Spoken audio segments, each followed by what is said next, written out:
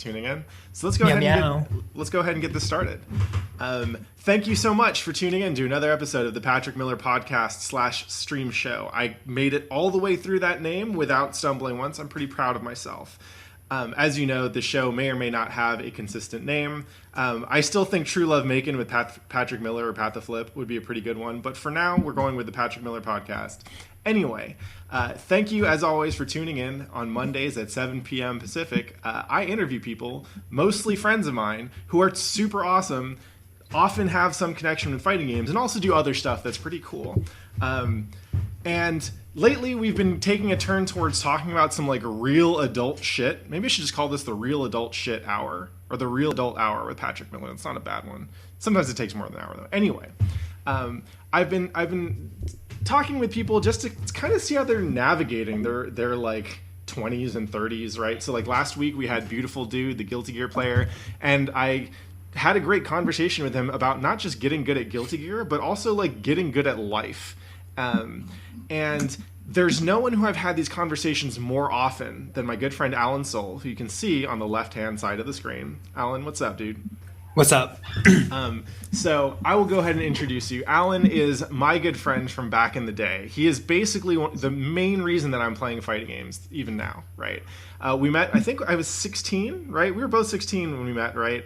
Yeah, we have a crazy-ass origin story, by the way. It is the best origin story. We met at a community college class for Japanese, and I don't remember why you were taking it. I was taking it because I needed to pass out of Japanese 1 in order to... I was switching languages at school, and I needed to pass out of Japanese 1 in high school if I wanted to graduate on time. And so I ended up taking this class on the teacher's recommendation, and... You came up to me after class and you're like, hey, do you know this guy David? And I was like, yeah.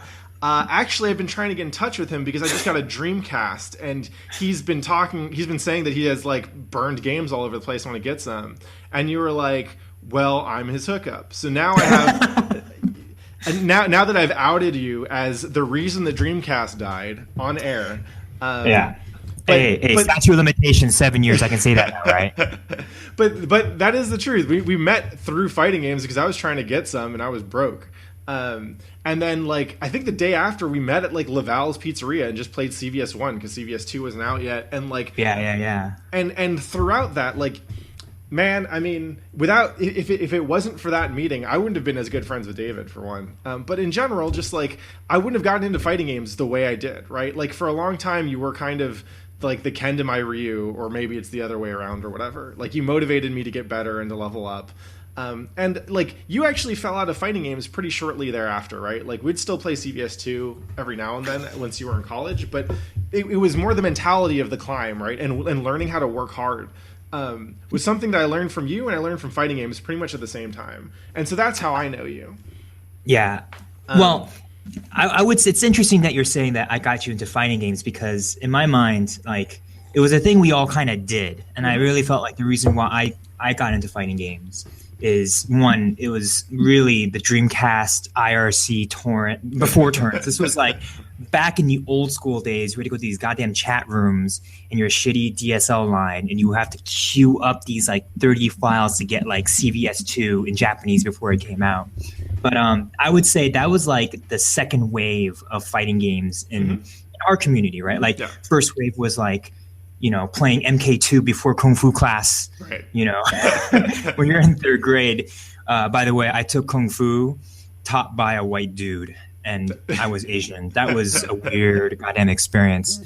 But I was in third grade. And then, actually I take that back. My first experience playing fighting games, I would say, is through the PlayStation 1. I think there's a good chance that there's a significant number of people that dabbed in Alpha 3 and was like, this shit was awesome. So that was actually what primed me to meet you. Was the first fighting game that I got into, and after the kind of after the SF2 era was over, right? Because I played SF2 when everyone did, and I played Hyper Fighting, and I played Super and all that. But I wasn't really I didn't get back into it until high school because I played the Gundam Wing fighting game. So good. And then from that, I played Alpha 3 on an emulator, and I was like, oh man, World Tour mode is the shit, right? So, hell yeah. So we know each other, like, fighting games is kind of the catalyst for this long friendship that has kind of long since outstripped fighting games. Like, I don't remember the last time I played you in anything. But your other things as well, right? So, like, the other thing that I've known about you for pretty much as long as I've known you is that you are trying to be a doctor, right? Mm-hmm. And so, to me, that is it is not a coincidence to me that I learned how to work hard from playing fighting games with someone who really, like, you work hard in pretty much everything, right? Like, you did crew in college. Don't get me wrong, I've seen you slack off too, but, like, overall, it's not like you're not shy or scared of doing hard work. And so we'll get to that. But first I want to know, like, so let's figure out your fighting game origin story for a little bit. Okay. All right. Like, how'd you get into it? So, because by the time I met you, you already owned a Moss stick, and that was pretty intense. Really? Okay. My memory of how we met must have been a little different. I guess what happened was I got really into Street Fighter Alpha 3 because back in the day, PlayStation Magazine, PSX, their endorsement of a 5-star meant I had to get that game. Mm-hmm. And so Alpha 3 was the first fighting game that felt very anime-like in terms of its, like, style and presentation. Oh yeah, and also anime as fuck. Yeah, anime as fuck. And also it had the crazy technical advancements, right? Like, when I was younger, when I saw Street Fighter 2, I was like, oh, it's not really deep. There's something like a fight, there's moves, there's, like, different characters. But all of a sudden I saw Alpha 3 and there's fucking isms. Mm-hmm. There's like custom combos. There's really the huge, like, roster of characters. And also that World Tour mode made it really felt like a role-playing game. And so you could really beef up your character and do these things. I mean, everyone who had a PlayStation 1 that played Alpha 3 played Shotos because, to be honest, you ain't going to be doing a 360 with that pad, right? Yeah. You ain't going to be doing charge characters because that shit is impossible.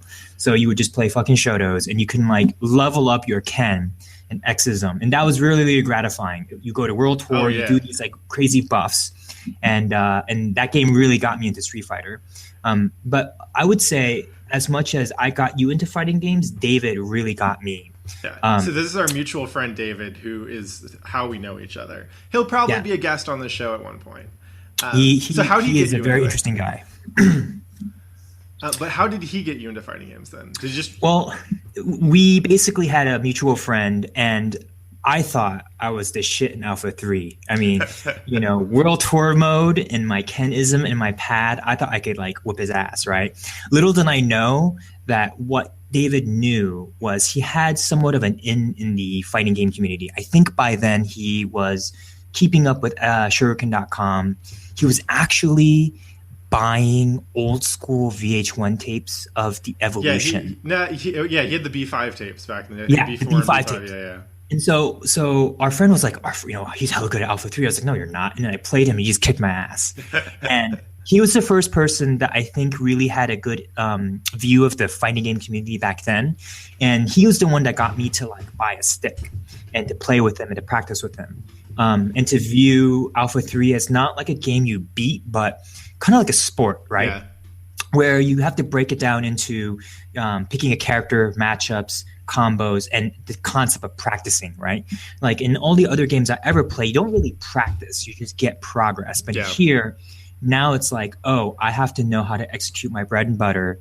I have to know, on a very basic level, right? You have to spend time by yourself learning the execution. And then once you learn the execution, learn when to do combos, et cetera, et cetera. And so to keep up with him and to play with him, I think by then I wanted to get a Mastic. It was just sort of like keeping up with my friends. Yeah. So wait, we did. I'm curious though, like, because you and I both know that, like, most people, if we try and get them into fighting games now, and and we're like, yeah, so it's a lot of fun once you practice and buy, like, expensive gear and all this shit. They're like, fuck you, man. Yeah. So, like, what was it about it then that was appealing? Was it just that you cared about being good at video games and you were like, no, I have to get good at this? Well, what was actually, it's a combination of things. It was 1, David, and 2, the Bearcade. Yeah. 3, I think the beginnings of the fighting game community, at least in the beginnings, came up, right? Mm-hmm. We were now able to watch matches, and I was able to see what high-level playing was. And I think I recall a long time ago going to his house, this ghetto ass TV VCR combo, putting the B5 tapes and being like, God damn, these people are fucking insane on Marvel 2. Yeah. And being yeah, I remember watching the Marvel 2 tapes. Yeah. Yeah, and I think I invested a little bit of time in it by knowing the community, by seeing what possibility of like high level play, like you can actually get this good. And when you're 14, 13, you want to emulate people who are doing cool shit. And I would say the difference between me playing basketball or football was way bigger because I was a fat fuck versus, hey, I actually can kind of do these things. Right. There was to me like an achievability with these fighting games. Now, soon after you get into and actually playing and showing up at the barricade and going to local tournaments, do you realize just how far people are compared to you, right? Yeah. I think the naivete as a young kid thinking that you can be good at this game and not knowing that there's actually this huge level of difference was the reason why I got into it. Right. But I would also say another big aspect of it is back then, and you asked me why I learned Japanese, I think everyone growing up in our generation had a Japan anime J-pop phase. And I still kind of have that, I still love anime. I still love Japanese culture, but it wasn't in the same way that it was when I was 15, 14, right? Yeah. And it comes in many different forms for different people. Some people, it's like Dragon Ball Z, right? Like some people like really get into DBZ. So I got really into Gundam. I mean, I am really into Gundam. I have way too many facts about made up robots and the companies that make them and all the stupid shit that like does not matter. Do you still have the like Hobby Link Japan website like in your like daily visited page tab or whatever? Because I used to see that on that shit like all the time.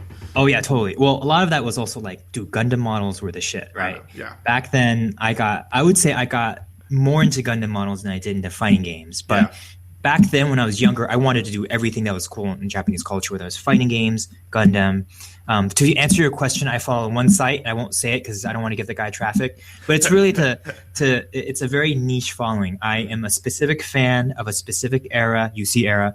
I only like the original like Xeon Earth, Space Force. That's my thing. And they're slowly re-releasing some of the original stuff. Like more recently, Gundam Origins is coming out, and it's talking about the origins of Char, et cetera, et cetera. And so it's sort of a I would say it's equivalent to how there's remakes in America. They're doing like hella retcon in Gundam, right? I don't watch any of the new stuff that are like, 10-year-olds with, weapons of mass destruction. I don't dabble in that anymore. I mainly dabble in the old school retcon, really catering to like 30, 40-year-olds and maybe even 60-year-olds. I mean, see, I only fuck with Gundam Wing, so all I know is like 13-year-olds with weapons of mass destruction. God damn, man. That was the most emo. That Gundam Wing was basically feeding into the 12-year-old emo version of myself, but... Anyways, we won't go into that. But again, the appeal, I would say, the one game that I will still play and I love more than anything else is CVS2. Yep. And I think for myself, that was the not nadir, but the peak of my desire to get good. Yeah. And I thought a lot about this. Like, what was it about CVS2 that I really liked? Well, again, I had the support system and friends around me. Like, you and David were really good. I was going over to your house like every week. I remember this every week to play CVS. Yes, yes. I remember you and I like practicing roll cancels after I saw the forum post. I'm like, yo, we need to do this to David. Like, crazy, man. This is good. Everything's changed. Yeah. Because we had been playing the game for like a year at that point. But yeah. So like, what was it about CVS2 that stuck with you? So the reason why CVS2 was really good is because we had the barricade, we had weekly tournaments, we had sort of people. This is when there were like people who you can recognize that were like stars that you could say, oh, they're really good. Like Ricky, John Choi, like these were like local barricade people that were really good. And one, I like the fact that I like SNK. To be honest, like, Capcom's cool and Capcom universe is whatever, right? Yeah. I really thought that the SNK universe was just so much more interesting. Yeah. And I thought that their characters were more interesting and as a design standpoint. And so now you're taking Capcom production into a CVS, into a SNK game. And that to me was just a deadly combination, Plus the 6 Six Grooves was pretty fucking cool, and that was the last great SNK Capcom combination of all of them. CVS 1 was really great too, but it was just a little weird and a little unbalanced. CVS 2, I felt like they really nailed it, even though there's just it's not really that much balance of the game. Also, CVS 2 came out right around a time when I was just ending high school and beginning college, and so that's the time where I felt like I had a lot of time. Yeah. I had a Mastic, and that was a time when a lot of people had Dreamcasts and a lot of people were pirating games. And it wasn't just CVS2, right? People had Marvel, people had like remember they were re-releasing all these classic Capcom fighting games, like Vampire Savior, Puzzle Fighter. This was like, to me, that was like the golden age of console gaming. I think now we're entering a new type of golden age of console gaming with like better netcode, and in a lot of ways it's the decline of the arcade, because Xbox 360 and Xbox One and PlayStation 4, it's the same franchises, but it's all console gaming, right? You no longer have any arcade games. But I mean, I remember it was really fucking cool because at that time, it was also the golden age of Neo Geo emulation. There was this co-release of both, like Neat and Last Blade 2. All these really random fucking SNK fighting games that were GGPO had just come out too, so like exactly. you could just like turn on a computer and play. Like that blew my mind. I remember installing like Windows emulators on my piece of shit Mac to try and get GGPO working, so I could play like Marvel superheroes versus Street Fighter at like 10 FPS, right? Like it was terrible, but I was like, I can play it. Yeah. But I remember like going to your house back then, and like it seemed like every week you'd break out something else. You'd be like, oh, I guess we're playing Cyberbots today, or I guess we're playing Vampire Savior. I remember I was fucking y'all up in Vampire Savior with Talbane, because that dude was the shit, and he's hella easy. And then but it's like it's funny to me that like back then we played everything, like neither of us liked Third Strike, but if David wanted to play Third Strike, then I guess we're playing Third Strike, right? Yep. Or like would play Marvel because he was practicing Magneto combos, and then once I picked Sentinel, he was like, oh, I guess this game sucks, I don't want to play it, right? Like, but we did that, we played everything, and it's not like that now. Well, we're all 30 something, and we all have other things in our lives. But one more thing about CVS2, and I think people will like it. Hit me with it. Unforgivable player execution. Yep. The thing about CVS2 that was very satisfying was a lot of the bread and butter was really hard to do, and I felt like when I was landing a lot of Kyo combos, it was just something very meaty and satisfying about that. And I think if you look at, this is my take from a very non-professional Street Fighter expert. Like 4 and 5 are kind of they're a little more forgiving in my opinion, but that's what I think. Yeah, they are, and it's funny because like now with 5 out, we look back at 4 and we're like, wow, there's some really hard things to do in that game, right? like if you think about it, like from the perspective of someone who's trying to get other people into fighting games, right? 4, people like to talk about one frame lengths being the problem. I actually think the biggest problem was forcing people to do Dragon Punch FADC Ultra, as like you have to do that to land Ryu's Ultra, right? It's hard. I still drop it all the time, and I've been playing these games for over a decade. Like, so for people who just pick it up to get good at that and consistent enough, like and it's like if you can't do that, then you almost never get to use Ryu's Ultra. Yeah. Right? It's just this bar that fills up and does nothing unless you can do that, right? It was this huge execution game. But I was wondering if you'd bring up the execution in CVS2 specifically, because whenever we do pick up a stick and play, and it's like years in between each session, I'm always surprised that you remember your Yamazaki combos. Right? you always have those. And actually, I remember, like, when I think of the characters that you played and got good at, your Yamazaki is the one that stands out as like, oh man, fuck Allen's Yamazaki. Why'd you start playing that character? He was let's see. He had a really good standing roundhouse. He had an easy bread and butter that would pressure really well. And to be honest, I liked all of the SNK characters in general, but of them, he seemed to me, he was like the Vega for SNK. Like when you look at the like world champion bosses, who are like the really cool SNK old school bosses, like Rugal, right? You think of Rugal, you think of Yamazaki, and I can't think. I'm not East, right? But Geese is fucking hard because I can never do his right. What the fuck does Rugal have? Like, Rugal is just fucking not that interesting. Rugal has a panther in his intro, dude. That makes him pretty cool. I also just saw. Here's another thing. I saw a lot of people using Yamazaki in competitive play when I think right around then YouTube came out. Yeah. And so I was like, oh, I could do that. Again, very, very chainy combos. He's very similar to Kyo, what I like about both characters, right?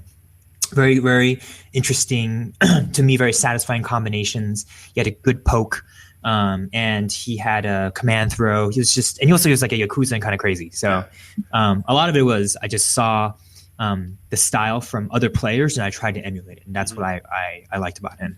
So this is the part where I'm interested in kind of like what started the end of your kind of like consistent involvement with fighting games. And I imagine some of it is school and you were doing crew when you were in college, so I'm sure that's part of it too. But I'm wondering, like, there was a point at which I started like traveling around a little bit and going to like a lot of the local weekly tournaments, right? Like I'd hit up Castor Valley, I'd hit up the Barricade. Like I was going to the Barricade every day for a while. And David, like, also, like, he kind of took off for a bit. And I remember, I'm sure there's probably a point where you looked around and you're like, man, these guys are better than I am. Like, what? Yep. Like, what was that like? How did that, like, when did you notice that? And how did that affect your motivation? So I felt bad because I actually wanted to continue playing. I would say the fact that you guys got better was sort of continued to drag me to continue playing. Yeah. I actually view having friends who are really good at anything to be a good reason why you should do it, because they can teach you something, right?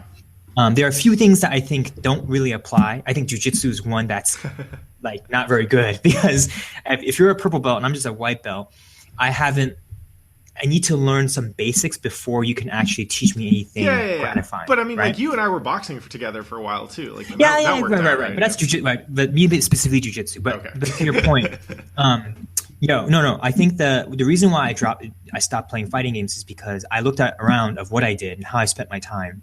I was, I had all these other games, but to be honest, I was playing L5R, which is this card game made by white people about Japanese culture. It's basically the Last Samurai of Magic. It was fun. You had hella fun with that, though. I remember that. I did. You know what's funny? I just made the decision that I was actually pretty good at that, that I would travel to Castro Valley to go to these random comic book stores to play L5R. Yeah. And that to me was more... I made that decision because a lot of it about CVS2 and fighting games that I couldn't continue was I began to see, now that I actually knew a little bit about fighting and I like entered some local tournaments and I did some training mode, that it actually takes a lot of time and focus to actually get better at CVS2. Yeah. And when you're young, you're like, I'll just keep playing. But when you get older and you have like a framework and an understanding of actually how to get better, it becomes intimidating. Sure. Right. I just had less time. At that point in high school and college, I had all these other things going on. I had to like do well in school. I was running track. I was playing L5R, and it sort of dropped out, So this is interesting to me in part because this is a recurring pattern, right? When people like want to get good at things, it's almost like you kind of have to trick them into thinking they're better than they actually are, right? So like with you, it was, you had that feeling of, oh, I'm good at Alpha 3, and then David bodies you, but then you're already invested in the idea of getting good at Alpha 3, right? And for me, it's the same thing. Actually, I was like, I fucked up World Tour mode, and I was like, all right, I'm ready to play people. And then David brought Alpha 3 to school, and we played on like the science lab projector, and he let me pick Shinakuma, and he still ruined me, right? Like, yeah. But like, once you've had like, even like going into like CVS and CVS2 and going around the arcades, it took us a while to realize how big the mountain was, right? Yes, totally. And I part of me thinks that if we had realized how big the mountain was to begin with, we probably wouldn't have tried to climb it, right? So there's almost this like process of obscurity where you need to be like, don't worry about the YouTube videos. Don't worry that there's a 10-year-old out there in, you know, somewhere, some arcade in Tokyo who can just fucking murder you. It doesn't matter. You need to feel like you're good. And without that feeling, you won't get far enough to actually start grinding.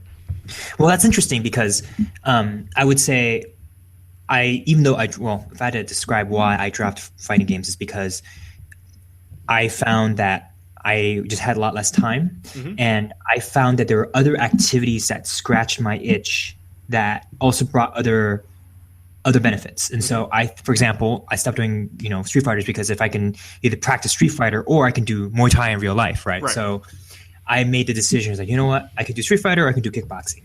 Kickboxing is basically training mode in real life, and I can keep in shape. You know, as a former fat kid, that's a syndrome. That should be a legit mental disorder. You were a former fat fuck, the triple F, right? And you just have this psychological scar that you just might get fat again. And as a single dude that's been perpetually single for a long time, that's been on my mind a lot. So let's talk about the Muay Thai a little bit, because you didn't just like sign up at a gym and fuck around for a couple months. Like, you did it. You competed. I was there because I saw the ref jump in. By a tattooed dad. But anyways, but then you went to Thailand and you trained there for a while. Do you feel like your experience with fighting games prepared you at all for like what it was like to train Muay Thai?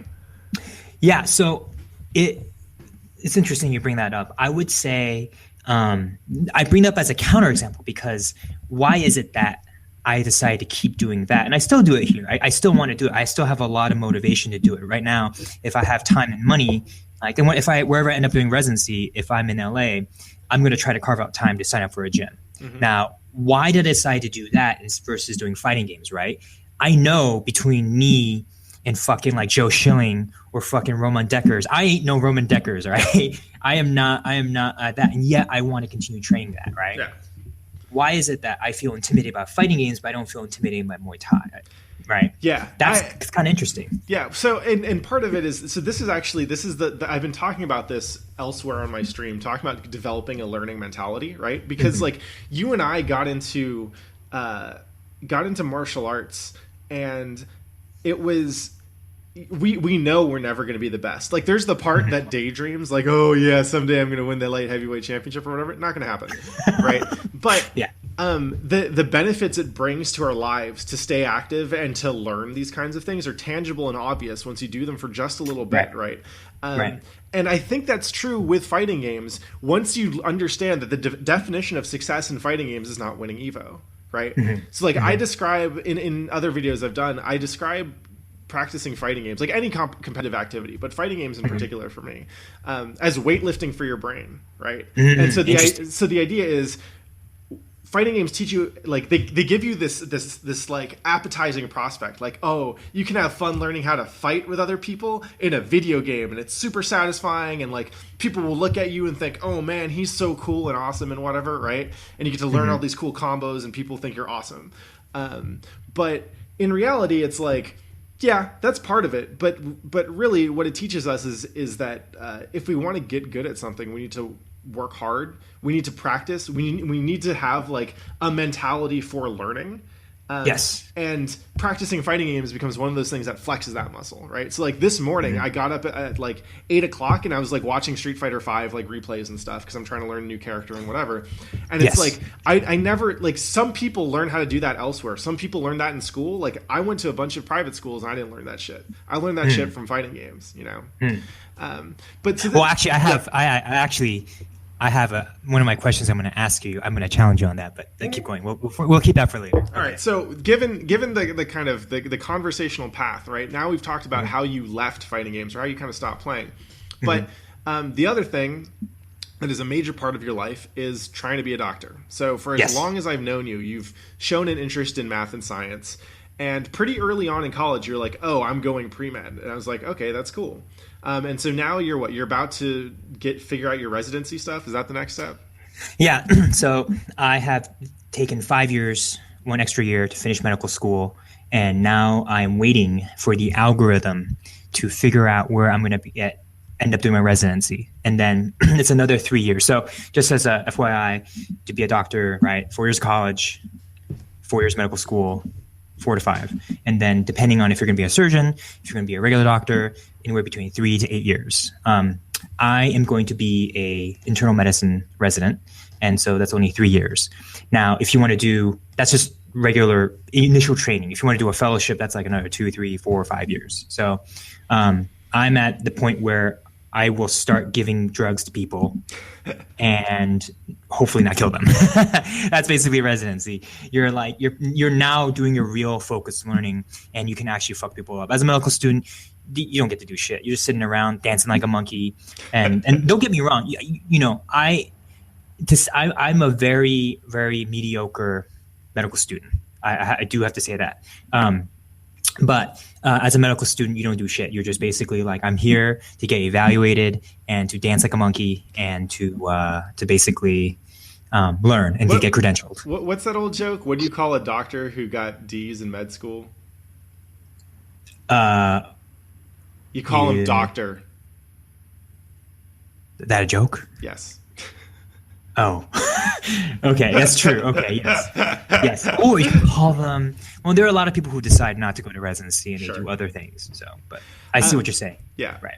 Unless I rape a person or kill somebody, yes, I will be able to give you drugs. Well, yes. You're not going to do that. So sweet. Yeah. So, like, not you took a while to finish med school. You also took a while to start med school, right? Like like it took you a couple of years to kind of finish the application process and get in. And now I believe you're 31 by now? Yeah, right? Like, what's it like to see, I mean, like, your friends are kind of in probably the second stage of their career, at least for a lot of people, right? Like, yes, like a lot of us, and I'm not even, I mean, you're surrounded by med school students, obviously, and so you get to chart your progress compared to them, right? But you also, like, plenty of people who did not go to school for 5 years, or work like intermediary jobs between going to school or whatever, before getting to the ultimate goal, right? Like, what's that like to feel like? I mean, as a college student, did you really have an idea of what it meant to be chasing pre-med? So, to take a step back to answer that question, a lot of my reasons of why I wanted to go to medical school was because when I grew up in middle school, I was fat, and in high school, I lost weight, and I started doing well in things. And when you get confidence in doing one thing, you're like, I just want to pick up other challenges. I don't think anyone, for myself, there's no one in my family that's a doctor, had never been in a hospital. I had kind of worked at a clinic, and then I'm going to be a doctor. Like, that's fucking insane, right? Most people, you'll have some sort of understanding of why you want to be a doctor, or if they have some sort of exposure. A lot of people, I would say, choose these professional education careers is because it's a predetermined path in life, right? And so for people who want to have this sense of accomplishment, it's a way to apply themselves to give them life like a structure. So I say everyone, they don't want to be a doctor, they just want to get into medical school. I think that's the initial actual thinking. Because you can honestly not say, unless you had a parent that's a doctor, that you really know what the fuck you're doing when you're getting into this, right? And so when I tell a lot of friends, and it's interesting because a lot of people are applying to medical school in their 30s or even 40s, and they ask me about if they should go into medical school, yes or no. I don't tell them whether they should do it or not. I tell them the specific steps and how many tests they have to take, right? And so if right now, for example, if you're 30 and you want to go into medical school, it's getting fucking hard. It's like an arms race now. You got to do research, you got to volunteer in Africa or a clinic, you got to take this stupid test, and you have to have some sort of crazy X factor that makes you really appealing. And so the reason I took a lot of time is because one, I kind of just didn't, in my heart, I was a little uncertain if this was the right thing to do. And so one thing people can do is you can just work and just perpetually be pre-med. I'm sure many people, you have those friends that are perpetually pre-law or perpetually pre-med or pre-business, and they're just sort of delaying their decision. And so I would say that's not a good thing to do. I kind of regret doing that. I wish I had taken 1 or 2 years off and not pushed it aside, because you really don't know what you're getting into, and delaying it is just not a good thing. But so to answer your question, I chose this profession just because it was a challenge, right? I wanted to get in. And in a lot of ways, that's a lot for a lot of people. It's what they do. Yeah. So I mean, did it feel like to go through college without a clear idea of what you wanted to do? Would that have been scary to you? You know what is scary in hindsight? I think you might have told me this, or someone else has. When you tell your friends and family that you're pre-law, pre-med, or pre-business, no one sits you down and says, you should think about what you're doing. They'll say to you, good job, especially if they're Asian or Indian or whatever, right? Good job, you should continue doing it, right? And when your like mentality of like what makes you happy in life is succeeding, you just continue going without really thinking about what you do. So to answer your question, does it scare you if you didn't have structure? Yeah, totally. I think for a lot of people, uncertainty is a really scary thing. And so it really did give me structure in college. But I think this type of career choice is really bad because it kind of breeds neuroticism and sort of bad competitive mentalities. Because when everything is laid out to you very clear cut, your life is broken down into steps that you need to take, and you don't let yourself fall into things. And you don't really think about getting good at things in general. I think the most important thing in college, or in general, whether it's a job, whether it's college, or whether it's, as a high school student, the most important thing is not what you do. And I'll talk a little, I really want to ask you about this later. Okay. Not what you do, but how well you do it. And so when you go and you talk to these people who are pre-med, pre-law, it causes this like internal echo chamber where all you're thinking about is the next thing you have to do and like the score you have to get. And it really, you lose the forest with the trees. And so it's bad, but because people can't deal with uncertainty. But I think if you can, dealing with certainty is an important thing in life. And to be honest, it kind of took away from a lot of my college experience, which was sort of serendipity and like being surprised and learning for the learning's sake, And not just college too, right? Like don't mistake this. I mean, your 20s where a lot of it was spent in med school or worrying about med school, or you're working a job you didn't really like because it would get you into med school, right? Like, I guess, so you've done a good job talking about your own personal motivations and everything, but I'm really interested to see, or to hear, what other experiences do you felt like you've missed out on in your 20s? Because, I mean, like the shirt that all the pre-med students had in undergrad was, I have lab, printed on white text on a black t-shirt, right? How many times have you said that in your life, right? I can't because of blah, right? Yeah. Like, what do you feel like you've been missing out on? Yeah. So no. The one thing that you train yourself for these 10 years is the sense of delayed gratification.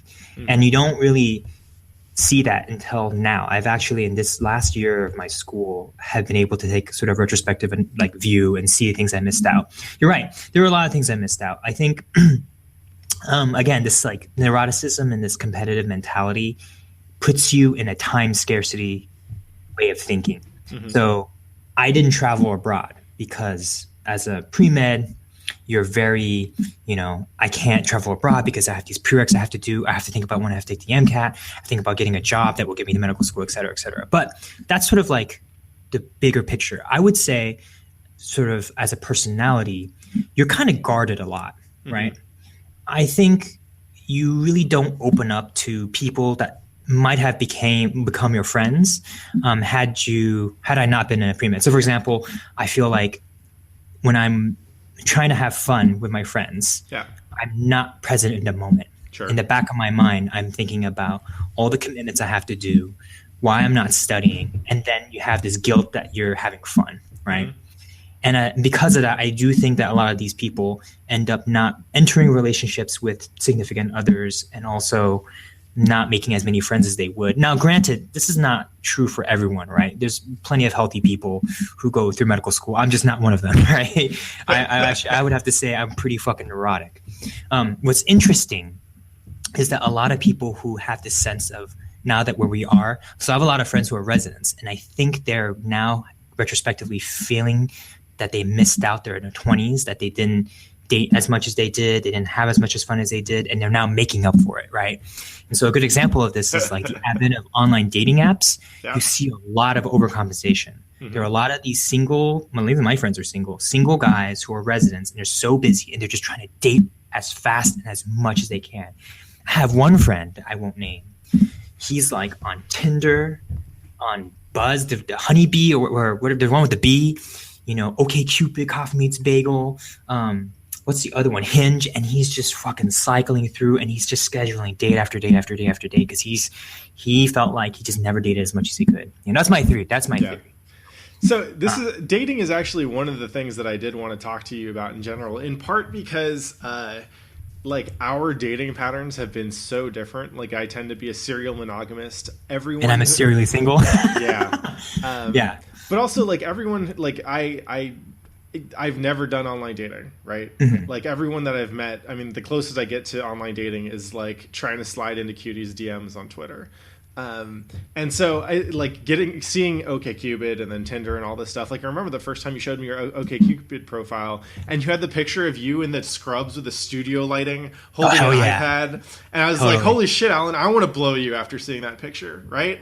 That's amazing. Cause I've never seen you try and really holler at a girl before, but I guarantee you that nothing I've seen in person from you looks as good as that picture would if it were crawling into my OkCupid inbox or whatever. Wait, are you saying what you get on the advertisement does not reflect what they'll actually get in real life? I'm saying that when I see you try and hit on someone in person, you're not nearly as slick as you are in that photo.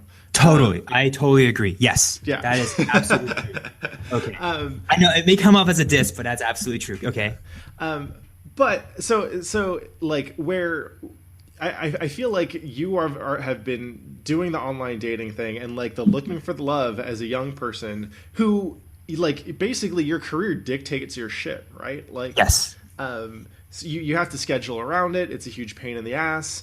It doesn't really give you that many great opportunities for meeting people kind of at school or whatever, as far as I can tell anyway. I don't see you trying to fuck a whole bunch of med students. Do I know what the fuck? Anyways, keep going. But actually this is kind of interesting because for one, you've had a lot of dating experience that I haven't had, right? You've gone on a lot of first dates. You've been through the what I gather is a minefield that is San Francisco dating. And I've never heard anyone happy about San Francisco dating. But how does first of all, how does the med school stuff and the eventually becoming a doctor stuff shape the way you handle online dating or love?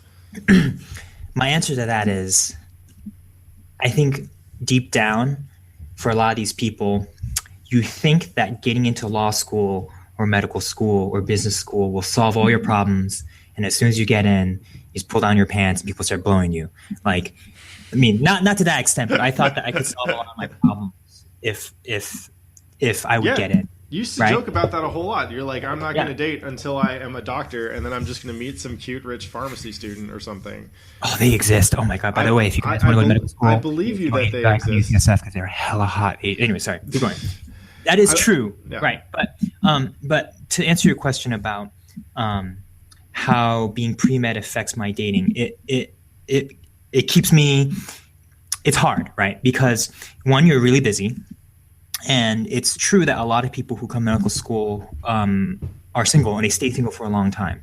And you're poor because you're fucking taking out loans, right? And three, you don't know where you're going to end up after you finish medical school, because how it works is you interview a bunch of places, you rank them, and then the programs rank you, and it's like a fucking match algorithm, right? I don't know where I'm going to go until March. Right. But in my next 3 years, I have no idea. And so I feel for me, I'm not dating anyone right now, and I'm not going on online dates because it would be unfair for me to start dating someone and be like, hey, in 4 months, I'm going to end up somewhere else. Mm-hmm. So this whole endeavor is really not conducive to meeting somebody and settling down. Right. People do it. There are a lot of my classmates, albeit they're female. I have a lot more chronically single male friends than I do female classmate friends. Mm-hmm. But yeah, no, this is structured in a way that you have no time. You're constantly in flux, and your mind is just occupied by your professional development. I took a year off this year because I was switching specialties, and I only now sort of see that more fully. But yeah, no, this is not a good specialty for dating. Do you, and this is not just about dating, this is just in general, but do you find that you're a more bitter person in your 30s for having gone through the like med school process? That's a good question. I would say I am bitter that I went to my school, but I'm not bitter for choosing my path. Okay. I would say, and that's a really good question. I think it's hard. It depends, right? Your 4 years of medical school are so varied because your first 2 years you're just taking classes. Your third year is like these crazy, insane, high pressure to do well rotations. And your fourth year you're interviewing and you're not doing anything. And you ask anyone at any of these different points, and they're going to give you a different answer. I don't think I am, because in a lot of ways, in the grand scheme of things, I am entering the top 1%, right? Sure. Like, I have a lot of job security. I think I have a lot of goodwill from people when you tell someone that you're a doctor. I mean, unless you're a plastic surgeon, and no one gives you any of that. But in general, I do. Yeah, I'm not bitter. I think there could have been things that could have turned out better, but I am not bitter because I knew very well what I was getting into in terms of the commitment early on. So, but I mean, so earlier in this interview, you just said when you first started making the commitment that you didn't really know what you're getting. So and so no here's one the thing. can, right? It's different because there's the time commitment and there's the profession commitment. Mm-hmm. I knew early on that this was going to take 10 years, and that doesn't bother me, right?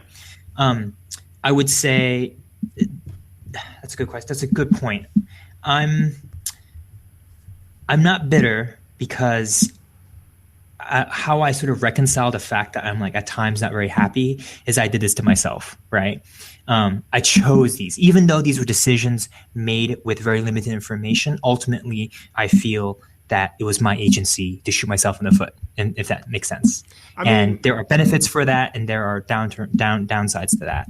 Like, so, if that is what helps you sleep at night, then far be it for me to interfere with that. But it seems like you've already identified that this is a choice that you like. Yes, you made a choice, but you made a choice without really understanding like what 10 years means in your young adulthood, right? Like, maybe you made the choice to shoot yourself in the foot, but in this analogy, you might not have even known that the gun was pointed at your foot, or that you might have not known that it was an actual gun and not a paintball gun or whatever, right? Right. And like, so the reason I ask about bitterness is I was actually having a good conversation with, again, to the stream audience, our mutual friend David, and so our mutual friend David is Tang? No, Ammons. Our mutual friend is currently seriously involved with a woman for the first time in a long time. And they've been together for a couple of years now. I know he's considering marriage and so on. And we were having an interesting talk about you. And I was asking him, I was like, hey, do you think Allen is going to turn into one of those like lonely, bitter Asian dudes, right? And like, the kind that I'm talking about, right? Like, if you remember Frank, my old roommate, like that is exactly the kind of guy I'm thinking. It's like, and I don't see you living in a house that's super beat up with like 8 BMWs parked all over the place in various states of disrepair. But that would be pretty cool, though. But anyways, there is a certain swag to Frank's like Hong Kong bachelor lifestyle. Sure. But like, I wonder what it's like, and to a secondary extent, I think about like all the experience that I had, like learning about relationships in my 20s, right, and making mistakes and breaking up with people, or mostly getting broken up with, but like, but I think about all that, and I don't know what it'd be like to learn that stuff in your 30s. And from what I can tell, you haven't had as much experience in that area, right? So yeah, I guess, I mean, whether that embitters you or not is not really a question that's fair to ask. So like, I don't know if you're in a good place to answer that question or not, but I am wondering like, what do you think about having a lot of these formative lessons that other people learn delayed until your 30s, right? Like, I mean, correct me if I'm wrong, but you've been in 2 kind of semi-serious relationships in the last 8 years or so. I think so. If that's even considered, yeah. This is Anita, and then the nice girl who you dated for almost 6 months, but not quite. Those are the 2 that I'm thinking of. Yeah. Yes, I think there's another girl for like 1 or 2 months, but yeah. And like, I don't know. I guess when I think of kind of how we were in our 20s, like it's so much easier to rebound from stuff. And you have lower expectations, right? Like you don't know what life is supposed to give you, or like a lot of the time spent in a relationship is spent unlearning all the shit that we learned in like romantic comedies and television and bullshit, right? Like, and I'm actually a little bit worried to see like what happens to you with your love life in your 30s, specifically because I don't know, maybe you'll meet some like nice young girl and just like boss her around too much and be a dick or whatever, right? Or like maybe you'll be, conversely, like maybe you won't understand like kind of what you're worth on the dating market and you'll get taken advantage of, and that would embitter you too, right? But like, yeah, I mean, I know you've listened to enough. You've probably listened to like the Savage Love podcast. I assume that guy has a podcast. He has a podcast, right? Yeah, it's a podcast. Yeah. Or like I know you're you like NPR enough to read about stuff that affects like people going into their 30s and whatever. So I know this is something that has to be on your mind in some form, right? But like, is there anything that worries you about that relative lack of relationship experience? It used to. Yeah. And I think a lot of it was, I don't know why about where I am now. And I think a lot of it is I'm done with my last stage of my life where my location's uncertain. So come starting residency, I will 1, be making money, 2, doing the specialty I want to do, and 3, be at a place for a significant amount of time. I think a lot of this uncertainty I've accepted because I think of my past as not mistakes, but just a phase in my life that I had to go through. For all the reasons I mentioned before, why where I am right now is not a good reason why to start dating. I'm not worried because deep down, 1, I'm not crazy. 2, I feel that in some ways that being single can be kind of lonely, but being single forces me to like make sure my game is sharp, in the sense that I want to be healthy. I want to make sure that I'm doing things right, because on the contrary to that. But so you're missing the question a little bit, right? Okay. Like my worry is not that you'll stay single forever. My worry is that you've got a lot to learn about how to be in a relationship. So to answer that specifically, I would say that a lot of the learning can be very age specific, right? The learning you do when you're 16 to 18 versus the learning you do when you're 18 to 24 versus the learning you do when you're 30 to 36 is very different, because to be honest, you're different people, right? How much of those lessons learned is a reflection of actually how old you were and where you were versus actually being in a relationship, right? What's to say that you have to be in a relationship to actually quickly be emotionally intelligent to get those lessons, right? I mean, because yeah, like I see there are undoubtedly some things that you can learn without having to go through the experience of, right? But like, but I think like specifically when it comes to learning how to like figure out what a healthy relationship is, and B, how to be a good partner, like those are 2 things that require practice. Totally. I think, I'm not worried about that, because I feel like the reason I'm not in a relationship is because I am not at a place where I should date. Like intuitively, I'm not in a place where I should date. And that is a smart decision, right? Like, right. I will give you credit for that. You're in a state for the last, I feel like for the last year or half a year or something, you've been in a state where you're like, I could date, but it doesn't make sense for anyone, right? Right. So I do think environment, setting, and where you are in life really dictates how you will be receptive to a person. Like, for example, I have a friend, and you know who he is. He is also a medical student, and he had like a lot of bad things happen, and he was a medical student. He was really moody, and he was in LA, and he was like, he was in LA for 1 year. So he's a anesthesiology resident. You spend 1 year doing a prelim year, and then afterwards you go off and you do your real program for 3 years, right?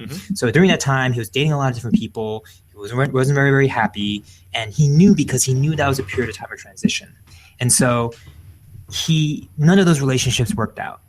And now he's finally in San Francisco, and he's finally in the program that he wants to do, and everything's settled, and it's the right environment. And now he's dating a really awesome girl, and he's like very happy, and he's a lot more calm and a lot more considerate overall in general. And I've talked to many friends who are co-friends or common friends, and we all see this. And so I see an analogy for the same thing. And this just to apply to everyone, right? I don't want to just be specific to medicine. I do think that whether or not let's say you're in a career, you're in a job you don't like, you have some other future next goal that you want to do, and you're like, man, I'm not dating enough, because, and if I have this shitty job, I have all these things I have to step up, right?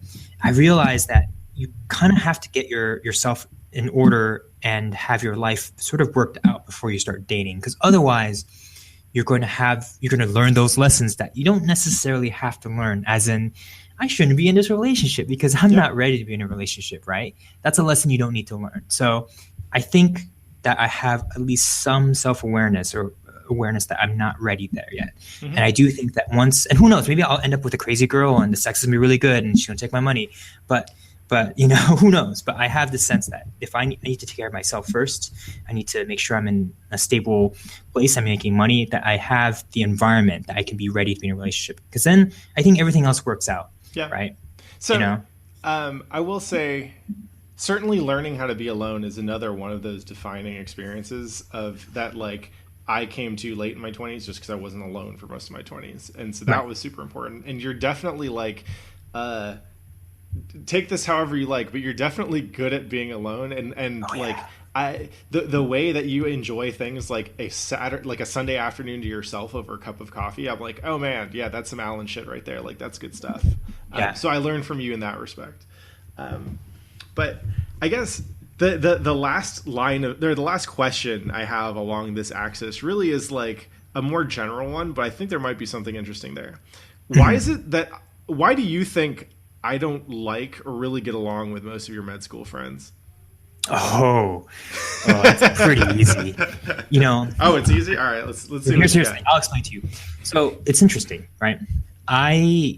It's when I said earlier that I was kind of bitter that I went to this school. Mm-hmm. I think a lot of it is I don't like medical students in my class. I don't hate anyone in particular. I just don't like people in my class. And a lot of it is the environment. And I go to a school where it filters for a certain type of type A personality. And I fall into that, right? Mm-hmm. And medical school, but I like for some you. Huh? I like you. Right, but I just don't like most of your friends. It's a lot of it is, well, one, my medical school is very white and very Asian. And I'm kind of a well, yeah, but I don't know. I guess culturally and background-wise, I don't fit with a lot of them, right? Yeah. And in this weird way, and I never really found my tribe here. Mm-hmm. I found people that I would hang out with that was that kind of checked a few of those marks, but none in the same way that you or David. And I'd imagine at least probably a good number of people in your stream, I would probably get along way more because these are people who come from very they're grade A students. A lot of them come from really privileged backgrounds, and there are also people who don't, right? Mm-hmm. But there's not that overlap of common interests, right? And I would put feelers out there, right? I'll put feelers out there. I'd be like, hey, Street Fighter, do you like video games? Or how about EDM? Because back then I was really into raves. None of that. No, I couldn't find people who are like that. And also, it's not the right kind of environment to kind of define that. Mm-hmm. And so, to answer your question, it's just no one. I don't think anyone likes anime. I don't think anyone likes to play video games. I mean, I don't know. I think you're wrong. Okay. And I think, so the thing is, I don't have an answer, but I will say that I get along with lots of people who are not into anime or play video games. Okay. And the thing I like doing most, or at least one of the things I like doing most, and the reason I have the show is that I like to talk to people about what the things they're good at, because I want them to tell me why it's cool. And whenever I do that with any of your med school friends, they are really bad at having that conversation. They're not good at seeming interested in what they do, which is the weirdest thing in the world to me, because I can't imagine going through all that shit. Right, going through an extra 4+ years of school, plus all the bullshit, right? Plus, even an undergrad course load that's way harder. Just, and not being able to speak with any kind of passion about the stuff you're into. Well, it's interesting. Among our friends who are in medical school, if you talk about medicine in the way that might seem interesting, you come off as. Is melodramatic the right word? Or for example, I mean, I like listening to you talk about medicine, right? Like, I remember one time you described to me why. I think it was like the mechanics of the common cold, basically. Okay. I was like, Alan, I feel miserable. I think like I got like a post-nasal drip or something. And you're like, actually, it's not called that. It's called this other thing now, and blah blah blah blah blah blah blah blah. But like, I like listening to you talk about medicine. I've told you before that you should do your own podcast that's just talking about shit that you're like thinking about or studying in medicine. I have a very novel idea for a podcast, which is a first-person narrative of weird ways you might die. But anyways. I like based that. on medicine. Anyway. That is actually pretty cool. So actually, let me ask you this question. Yeah. I think there are people who talk about anime. Are there people who talk about anime that's very obnoxious to you? Oh, absolutely. Yeah. I think that's the exact analogy. The reason why we don't talk about it is any single time we talk about it, we don't talk about it in the cool Radio Lab. You know, well, I'm trying to think of another cool show, right? Or this kind of medium. It ends up being like, oh my god, you know, Vegeta is so hot. I can't even emulate them. No, right? well, no. But so for one, I absolutely love listening to people talk about the like fictional pairings that they'd come up with. To me, that's like there's a certain flavor of anime trash that I fucking love. So it's not even about that. But second, like. Regardless of what anime fans may say about anime, like when I'm talking to animators, they invariably have interesting things to say, right? Okay. So that's the point of comparison here. It's not someone who's a huge fan of Grey's Anatomy, and believe me, I have great conversations with people who love Grey's Anatomy. But it's like for whatever, I don't know if it's just like your classmates are boring or whatever. It was a bad barbecue, and I was kind of grumpy when I talked to them. But you know, like. It seems that there's a decided lack in passion when I talk to them about it. Anyway, you know, it's funny. I think we're just beaten down. We just don't want to talk about ourselves. We don't want to talk about what we do. And to be honest, you know, I'm sure the friends.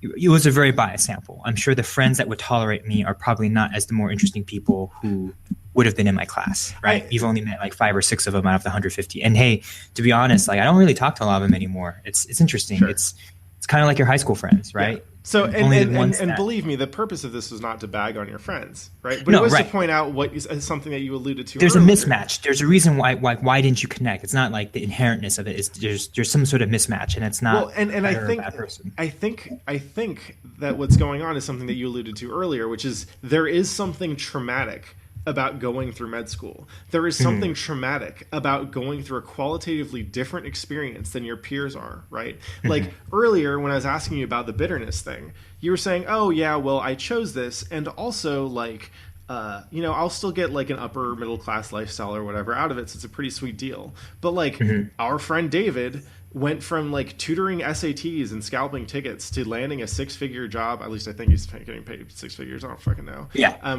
Through like a coding boot camp, right? So like his prospects for in terms of like class mobility and lifetime income are probably at, if not, they're probably at about the same range as yours, right? And he had to take like a 3-month class on fucking like back-end web tech or whatever, right? Like, does it feel like you got kind of the short end of the stick there? It's interesting. Being from San Francisco, and one of the common things that a lot of my med school friends and I talk about is the obnoxiousness of being people of my age in the tech world in San Francisco. Yeah. And I see a lot of it in our friend Brendan, our roommate. I don't even want to talk about that, but I know what you mean. I know we can't show this show. But here's the thing. I mean, maybe this is like some delusion we have. People will always get sick. I'm not sure. I mean, maybe I'm wrong, but you those jobs will come and go. Yeah. Right. And at the end of the day,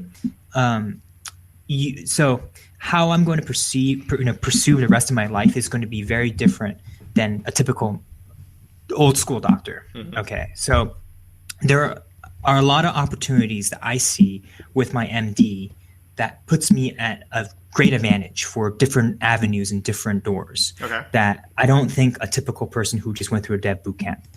I don't view a career that's satisfying purely based on money, right?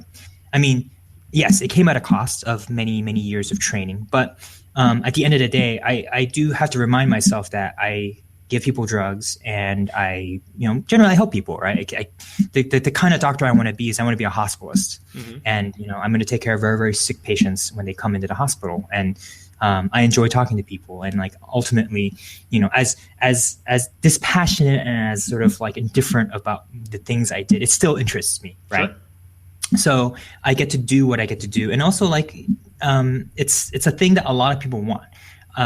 And I feel lucky in that sense, right? I feel lucky that like, and ultimately I can lose a leg, I can lose an arm, and I can still have a job. Like the economy will go down. People always get sick. That's a guarantee I will have. I don't feel the same way with the dev bootcamp. Sure. And to be honest, I'm not sure if this is the right way of applying stoicism, but I feel like I've earned my free time and I've earned my money, if that makes sense, mm-hmm. right? For a lot of people, if you get money too quickly, I don't think you really appreciate it.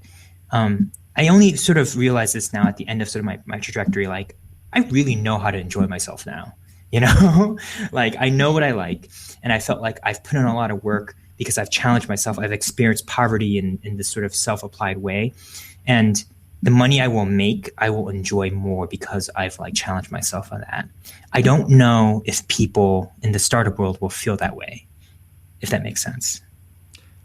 Yeah, it makes sense. I think the gap between how you enjoy your money once you start making it and how people in tech will enjoy theirs once they start making it is probably not as big as you would think. But yeah, no, it makes sense to me. I mean, certainly like I'm making a decent amount now, and I used to be working in journalism, getting paid jack shit, and exactly feels pretty good.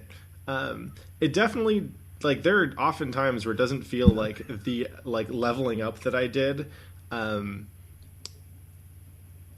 ratio of leveling up to money was earned the way that I had expected it to be, right? Mm-hmm. But like, I don't know.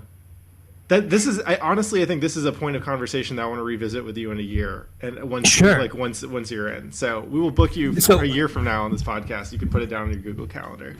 Yeah. Here's the thing. My last year, I've now starting to see potential possibilities of what I can do with my life. I'm not just going to be, my eventual goal is not just be a pure clinician, because mm-hmm. no one can only do that. You'll drive yourself fucking insane. But what people don't realize is when you have these two letters behind your name, you have opportunities to influence and to do certain things that other people don't have, right? So for example, I'm starting to view my career as many, many different possibilities. One thing I really want to get into is data science, specifically in the field of health economics. Right. I have no background in CS, but that's not the point, right? I have an MD. I can just level myself up just enough to understand health economics, data science, statistical programming, statistical learning, so I can work in a company and work with interesting, smart people, right? When I later on when I ask you questions, I view it as trying to emulate you at Riot, where you're not trying to be the artist, you're not trying to be the gamer or the programmer, right? But you know enough about gaming, you know enough about rendering an art to work with artists, sure. right? To coordinate with them. Yeah. And so I was like, oh, that's really smart. And I thought about the other day, there was an article written by Scott Adams who wrote Dilbert, and he said, to succeed in life, you don't want to be the Michael Jordan, right? You don't want to be the Michael Jordan of anything, because ultimately you will not outdunk Michael Jordan, right? Mm-hmm. But if you can combine if you're good at two different things and have unique combinations, that's when you become very, very valuable, and that's how you get a lot of advantage, right? So for him, it was comics and the startup world, and he had this unique niche, right? So what I'm trying to do, what I'm trying to figure out, and why I'm like very excited with my life. So when you ask me if I'm bitter, a few things, things didn't work out as best. I didn't get the best grades, and I felt like I got chipped here and there. But ultimately, I feel like I can combine my career as a doctor with a lot of cool stuff out there, mm-hmm. a lot of digital health innovation out there, and a lot of it is really untouched and not developed, right?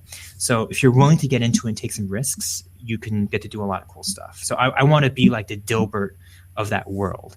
And I still need to figure out whether or not if it's business school or to get my master's in statistics or to like do an internship additional to that after residency. That's still to be determined, Okay. So what I'm getting from this is I should actually check in with you in 5 years on this podcast once you finish whatever your other degree is or your other education. Exactly. Alan, you son of a bitch. Well, that was pretty much all I had for you as far as planned questions. Sure. And I felt like we got a lot out of that. But as you know, I extend to every guest on the show the opportunity to interview me. You can ask me whatever you want. Not many people have prepared, but it sounds like you've got quite some stuff for me. So what you got? No, I've been studying you for a long time. So first a very big important question. Irene or Shirley, winner of the Boyfriend Trains Girlfriend Twitch Street Fighter competition. By the way, we're taking donations, date to be determined.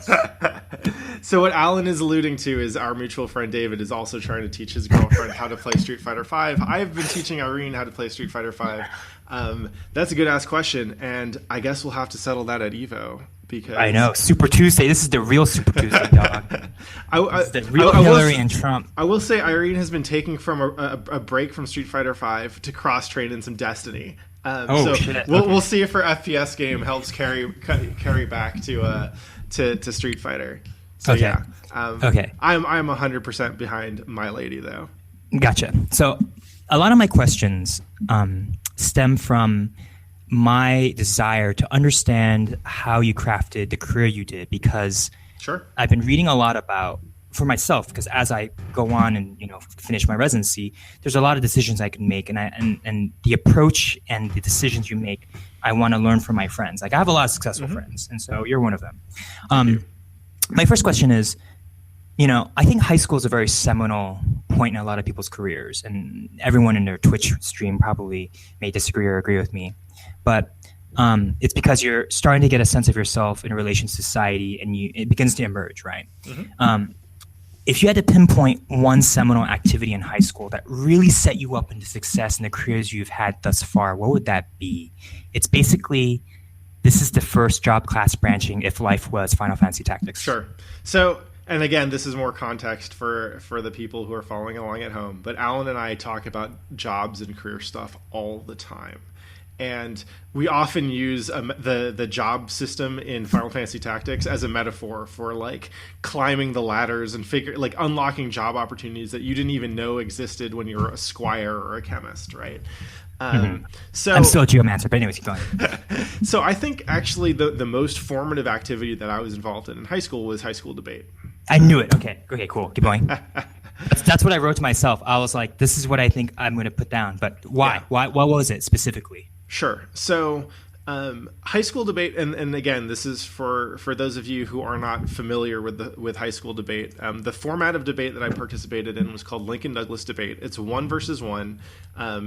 You are assigned a topic that you debate every 2 months, right? So the topic switches every 2 months, and you need to prepare an affirmative and a negative case for each topic, and you debate each one 3 times over the course of a tournament against different people. So it's never, what did you believe in? That doesn't matter. It's what were you able to argue successfully. And in debate, I learned a lot of really important things. A lot of it had to do with being comfortable public speaking. A lot of it had to do with thinking quickly on my feet, right? And being able to quickly listen to what someone else is saying while also thinking about how I need to respond to it, right? So like a lot of the stuff that we've been doing in this interview has been skills that I originally cultivated in debate, right? The ability to listen on the fly, to adapt, to sense like tension in your sentences and try and figure out like what you're kind of glossing over or what you might not be thinking of, right? That all comes from high school debate. It's also super important for just like socialization, because I was on like a nationally competitive team. I actually went to nationals my senior year. So like we met people from all over the country, right? Okay. Interesting. So I thought that debate was your seminal activity, but a lot of it was more of I thought it helped you develop a fundamental scaffold how to do deep analytical thinking. Yeah. And a lot of it is because you used to write monitor reviews. You used to work for Riot, and now you're working for a fighting game company, and so that's interesting. Okay, cool. I I kind of deep down knew that would be your activity, but I didn't realize it helped you in all the other ways. Well, so let me put it this way, right? Like analytical thinking is something I've always been doing in some form or another, right? Like even before I met you, before I was in high school and I was playing video games, I think super hard about them, right? Like I would write strategy articles for things I wasn't even good at, and I didn't know I wasn't good at them, and so I just thought, oh, I'm going to think about this a whole lot and get good at it that way, right? Which didn't work, but when thinking about anything for a long time when you're a kid is good brain practice in general. Okay. With debate specifically, what it did was it helped me demystify and this is kind of like some rather abstract philosophical stuff, but like fundamentally there is an idea that I can have in my brain, but it doesn't mean anything until I try to communicate it to somebody, right? And the moment at which I try to communicate that idea to a person, I'm going to need words, right? I mean, some people don't. Like Irene can draw pictures to communicate ideas, and that's pretty fucking cool. I can't draw a picture to save my life. So I rely on words, whether it's written or spoken, to communicate ideas. And eventually what I realized through debate is that a beautiful idea is worth nothing if I can't communicate it to someone else through words. Right. So that became the limiting factor, right? It wasn't that it necessarily, like, it did teach me how to analyze things and consider different perspectives. There's a whole lot of like really awesome, just like kind of mind versatility stuff that you learn when you need to be invested in both sides of an issue, right?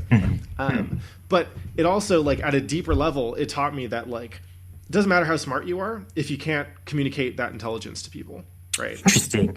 I thought also it helped you shape deliberate practice, because that's the thing I've been reading a lot about and thinking about how to, in sort of information economy, right? Like in debate, that's like the ultimate deliberate practice in ideas and in practicing information, right? Yeah.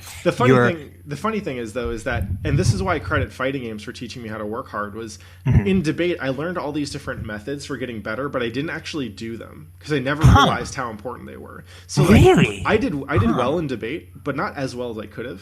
Like to give you an example, like I've beaten people who went on to later win like the most prestigious tournament in competition, right? But I never made it to the most prestigious tournament in competition because I didn't do the work necessary to hang with the big boys.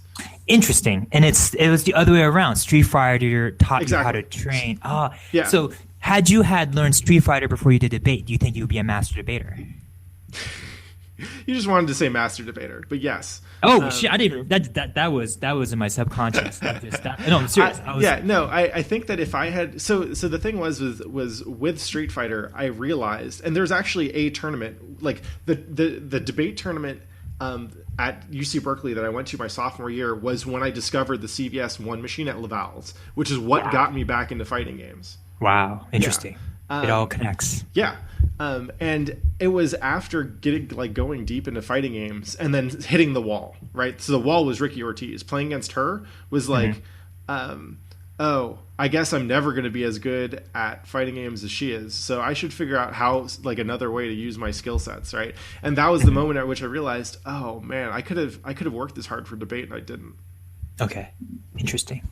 Okay. Next question. Yeah. Steve Jobs famously said in his Stanford commencement speech, more or less, follow your passion.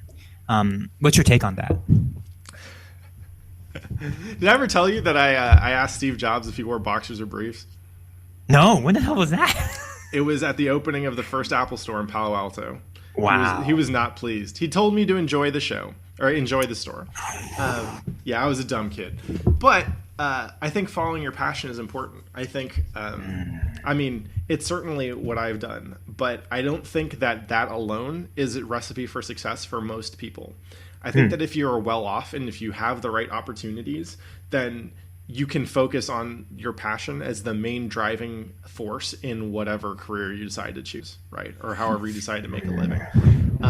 For me, it's been about, like, I am so lucky that I can say that I've had pretty much nothing but dream jobs, right? Like, I was a boxing coach and that was a dream job. And then I got to teach people how to use computers at PC World and that was a dream job. Like, I really? I mean, okay. It's funny because, like, it's by far the dowdiest of the jobs that I've had, right? Sure. But, like, I got to get it. We got to cook fucking s'mores on a Pentium 4. That's pretty cool. That's pretty cool, right? I got to play with a lot of neat toys. I got to see how the business of consumer electronics works. I learned a lot at that job. I got to edit Game Developer Magazine. I got to work at Riot, and now I get to work on a fighting game with some of the coolest people and some of the smartest people in the industry. There's no doubt that I haven't been following my passions, but I don't think following my passion was how I got here. Okay. I think following telling someone follow your passion is like plugging in the destination on Waze or Google Maps, right? Mm-hmm. The interesting part is not where should you go for me. Mm-hmm. The interesting part is how do you get there, right? Mm-hmm. And that's nuanced. Okay. Well, because for me and you and I have had these conversations. No, I agree with you. I totally agree with you. But yeah, you want you and I had these conversations 5 years ago, and it's oh yeah, Joe Rogan, the things he does with his business and his career, even though I'm not terribly interested in most of the stuff he makes, right? Mm-hmm. His life is interesting to me. The fact that he manages to make that his thing. This is what he contributes to the world, is being Joe Rogan. That was interesting to me, and that was something that I could learn from. The reason I wanted to learn from it was not because I wanted to become an MMA commentator, although I'd totally do that, or a stand-up comedian, but it was the fact that there's some kind of sound business sense that lets this dude get paid for what he's doing, right? And that was interesting to me because I looked at that and I was he makes a free podcast, he shows up on the UFC and talks about things every now and then. There's something I'm missing, right? And the something turned out to be some, a lot of investment in skill development and branding and so on. But to me, that's pretty cool, right? Is a good example of I don't know how much money he's got. I'm sure he's not ballin' ridiculous rich, but it's pretty fucking rich. But yeah. Anyways, but the important part was really just that he gets to do the shit that he wants to do, and he gets a paycheck, and that was pretty cool to me, right? Okay. Obviously, I didn't end up like Joe Rogan, but okay. But so for me, it was about following my passion in terms of that was just plugging the destination into Waze, right? Interesting, because I would disagree, because when I thought about myself, I am the quintessential example of quote unquote follow your passion, right? I'm gonna be a doctor. I'm gonna do everything I'm gonna do, be a fucking goddamn doctor, right? I'm gonna do whatever it takes, sacrifice whatever it takes to do that, right? It's a predetermined path. Mm-hmm. I'm surprised that we were saying that, because I thought it'd be a little more nuanced, because it's funny that you mentioned that your PC world was your dream job, because in my mind, I'm right now you're closer to a dream job than you were when you first got out of college. And a lot of what you did was very based on kind of random. When you entered Pritzker, you didn't say, I'm going to do a Fulbright in Japanese culture. Japanese culture is my passion, right? No. You didn't say, I'm going to be a boxing coach. I felt like a lot of this is passion, but it's not passion in a lot of ways that people in this sort of superficial one-liner slogan in the media says, follow your passion, right? You should be a yoga teacher and go off and open a yoga store, right? Yeah. I would say you focused more on getting good at whatever you did, whatever is writing a goddamn good monitor review or making a really good website, or now working on a career for a startup company of fighting games, right? I think I would say you chose things that were interesting, but you did things really well, and you always reevaluated it. So I think that the way that people interpret follow your passion is do what you love and the money will come. Yeah. And I think that's wrong. Okay, so it's different. These are two different things. Okay, I agree. Okay. Yeah. I think we're talking about the same thing too. Yeah, but. I mean, I don't think I was passionate in every job that I've done, right? There is nothing that I wasn't that I didn't bring a lot of personal interest to, because and I don't know how well you know this about me, but if I'm not interested in something, I don't give a shit about it. I'm really bad at it. Oh yeah, totally. Yeah. I think you probably notice it mostly in people, because if I'm not interested in a person, then I don't give a shit about them. Oh yeah, no, you totally the lights in your eyes. In anime, you know how if you're emotional, you see the little the shaking white dot, right? I can see it just disappear when you're just not fucking engaged. Okay, interesting. So yeah, I think I have followed my passion. I just think that follow your passion. It's honestly, what I do is I more try and look in the general direction of my passion, and I'm okay, So like Waze is telling me that there's like 6 broken ass bridges in between me and there. So I'm going to have to find some way of getting there. Right. Like, okay. It's definitely been an eclectic path. Okay. No, you're telling me, yeah. For yourself, yeah. Right? But to me, passion has always been part of the equation. Okay. These questions I've written with keep them coming, homie. For many people, they look at you and they say, wow, this is kind of related. You've crafted a career that allows you to work with a lot of creative people in the industry. And a kid comes to you from high school, first year in college and fourth year student about to look in the job market. What kind of advice would you want them to be? Because you must get that from a lot of people. Yeah. Like, wow, you work with the Cannon brothers, you worked in Riot. Like, what? I want to do that. What would you tell them? So you actually have pretty good timing because I'm giving a talk at GDC in like 2 weeks. And the title of the talk is Weird Game Dev Jobs and How We Got Them. Mm-hmm. And it's specifically for people who are asking what you're asking, right? Okay. And the gist of the talk is basically every job in game development is super weird, and most of us came to them from doing something else and getting good at something else, and then finding a way into games from there, right? Okay. So like with me, it was like if you trace my career, it goes from boxing coach to magazines to fighting games eventually, right? Like in 3 steps. And that's super weird until you start to think about it a little bit, right? Well, you know, for one, the martial arts experience was actually super important in helping me figure out how to learn and teach fighting games. So then I wrote a book about that. And as soon as I wrote a book about it, then I became something of an expert, because that's what books do. They make you experts about things. It's weird how that works. And so that all of a sudden made me a good candidate for working on a fighting game, right? Like that kind of stuff. And so the advice that I would give someone who's trying to, I think this is actually true for pretty much any career, but certainly for games, is figure out what you want to do and get good at it. But then figure out, like, kind of almost what you were talking about with the Scott Adams talk. Like there has to be something different about the way that you approach it, right? Like, because... So the way I think of it is it's similar to the Michael Jordan analogy that you brought up. Like, if the main thing that your resume says about you is that you're good at a thing, like, I'm an artist, I'm good at arting, then you're competing against everybody who is also good at arting. Yep. And that's a sucker's game, right? Yep. So what you try and do is you try and tell a story with your career and your work and the accomplishments you've like had so far and the experiences you've had so far and your angle, right? And it's hard when you're just starting out, but it is possible, right? And then you try and build on that over time, so that your resume becomes a story of how you learned some really awesome skills and ended up so that you are the perfect person to do this job. And it's not a question of how good you are at art, it's a question of how good you are at doing this job, right? Okay.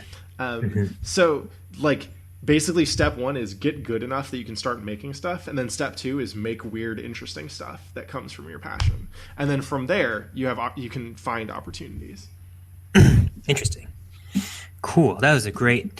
I'm really curious to see your GDC talk. I hope they film it. You should definitely post that up. I think they will film it, and it will be for anyone who's planning on attending GDC. I believe it's 3:30.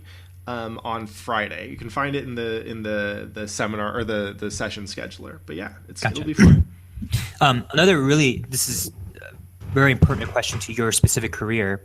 I noticed that in our modern era, people with jobs, that there's a lot of distractions, right? Like Reddit, Twitter, Facebook, you know, all the websites you can type when you're blind. How do you balance your social media utilization and production so that it doesn't become a distraction? And the reason I want to ask you that is because your career has really been developed from social media, right? I mean, you got me into Twitter because this is as you said, it was a ongoing online cocktail party with a lot of interesting people that you might get girlfriends off of. And hi, Irene. Yeah, hi, Irene. But you know, like, how do you do that? Because whenever I'm on social media, I can't get shit done, right? Yeah. I can't study, I can't get my projects done, and yet you're fucking tweeting all the time. And like, it's funny because the only reason I'm on Twitter is to stalk you. Right? Like, people, it's funny that you'll advertise me because you'll look at my Twitter and be like, wow, all he does is just, you know, reply to Pat. But yeah, but how do you balance that? Like, So how would you tell people? I will answer that question, but first I want to ask you, since you're one of the few people who know me both in real life and on Twitter, am I way weirder on Twitter than I am in person? Like, do you ever look at this and you're like, what the fuck is this? Or do you look at this and you're like, oh no, that's Pat? So here's the thing.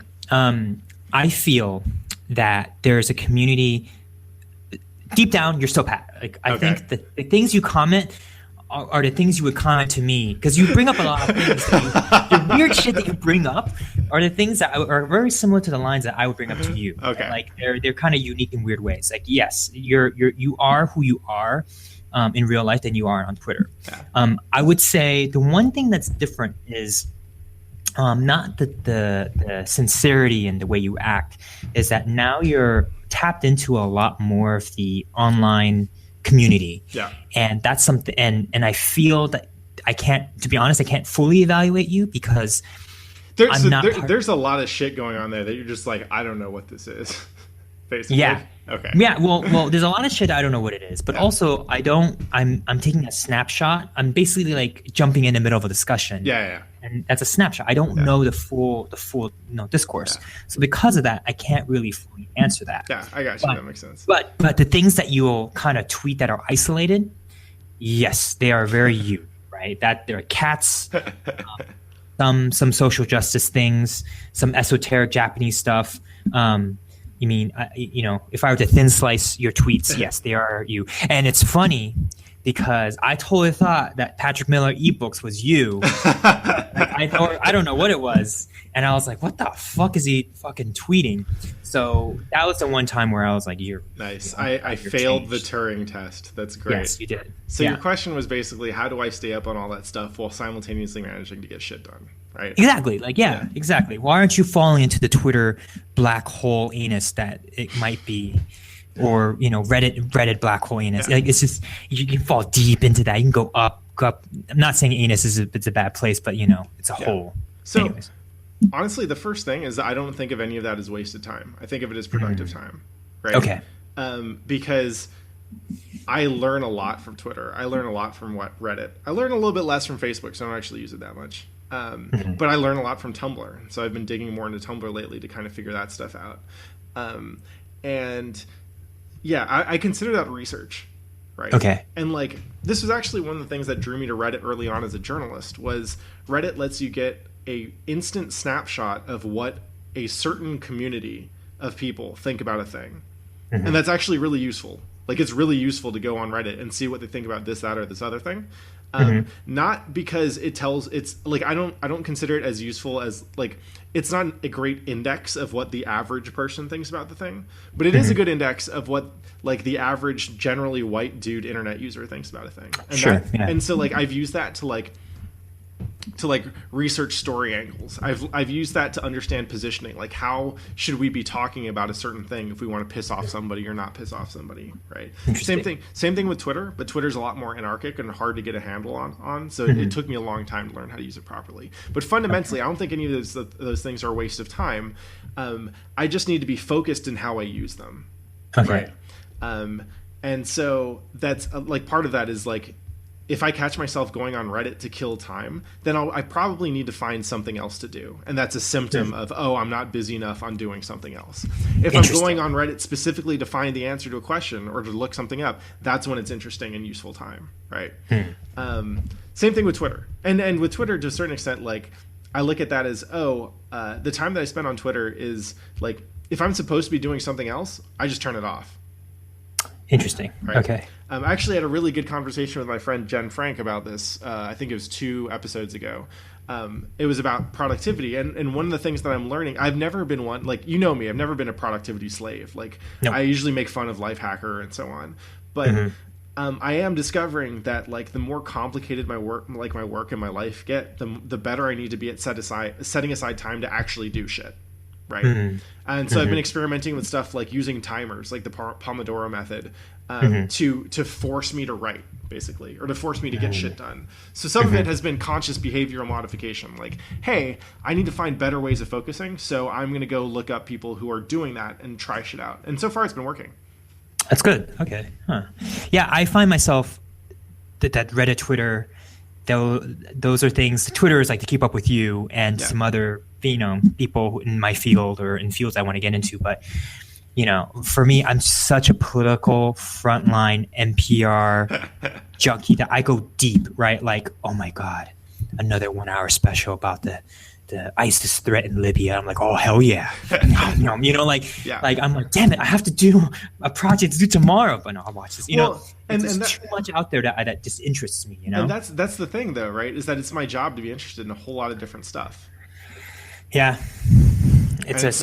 you're lucky. And it's it is. It is pretty awesome to know that like I can be reading about like I've been reading a lot of politics stuff about the election on Reddit, even though Reddit's a terrible place to talk about the election. But again, it's useful from the perspective of understanding this community of people and how they're split in these different ways. So let me push you on that. Yeah. How does learning about the politics of Reddit help your career working at Rising Thunder? Working on a fighting game. Yeah, sure. Working on a fighting game, yeah. So to start with, some of it is understanding more about like who is on Reddit, right? So specifically, you can tell when you look at the it's mostly connected to conversations about the refugees coming from Syria, right? You can tell that there's a significant like nationalist right-wing population that used to not be there, and they've started actively focusing on a few subreddits, right? That's the only way I can explain it, because in general, like nerdy folk who tend to be on Reddit in the first place tend to be pretty friendly when it comes to issues of like international politics. Like they might wave a flag when it comes to like, oh yeah, the United States needs to maintain their like hegemonic interests all across the world or whatever. But very rarely are they explicitly outwardly racist. And when they are, they do it in coded terms that they've been taught to in the United States, like education system and just like living here, right? Like there's certain ways that people can learn to be coded racists, and they feel like it's not actually being racist, right? But like people blaming or like people going out of their way to talk about how like immigration has led to like crime levels spiking in like European countries like Germany that have left in a bunch of refugees. The conversations on those are instantly polluted, right? So I know, and like it took me a while of reading other subreddits to see like, oh, other people are talking about this phenomenon, right? Other people are noting, hey, there seem to be like, I don't know if they're from Stormfront or where they've organized or whatever, but there seems to be a voting brigade of just like super xenophobic folks, right? So the question is then, how does knowing that kind of stuff affect my job? Well, directly it doesn't, right? Like people, like immigration status is not necessarily something that I need to worry about so much when we're working on a fighting game. Though there is a lot to be learned about how Reddit actually functions as a not quite international platform, right? So like I learned a lot at Riot about how like Riot makes a game that's international, right? Native Chinese speakers mostly aren't on Reddit. But the League of Legends subreddit has the most probably the loudest voice when it comes to player feedback, right? Which means if Riot is actually interested in creating a game that caters to the majority of their player base's interests and desires, then they should be definitely like they should be translating everything on whatever the Chinese equivalent of Reddit is, right? But they're not. So like that's a pitfall, right? And like we're working on a free-to-play game, and free-to-play is much more international business than like upfront like pay once games. I see. Yeah. So there's a lot to be learned from like Reddit's limitations of the platform in terms of their audience, right? But then on top of that, I also get to learn like what are the telltale signs of someone gaming or trying to influence a conversation on Reddit. I see. Right? And that's super important, because if I can't tell the bullshit out, or if I can't look at something and suspect manipulation, if I think that everything I come across on Reddit is legit, then that's going to change the way that I use it for feedback on the game or on broader fighting game community issues or whatever. Gotcha. I see. So your position as the community organizer, community manager. Community manager. That totally makes sense, because I was like trying to get some insight and some pro tips where I can have you explain to me how my obscure knowledge of the development of ISIS and the siege of Mecca can make me a better doctor, but I don't think that's going to be. Well, yeah. So it's not necessarily about the content of the geopolitics, right? But what it is about is how does the platform that you're consuming this content on shape what, like, the knowledge that you're getting from it. Right. Gotcha. Yeah. Okay. A few more questions because I know it's getting a little late. Okay. That was actually the biggest ones. The last one's just sort of quick and easy.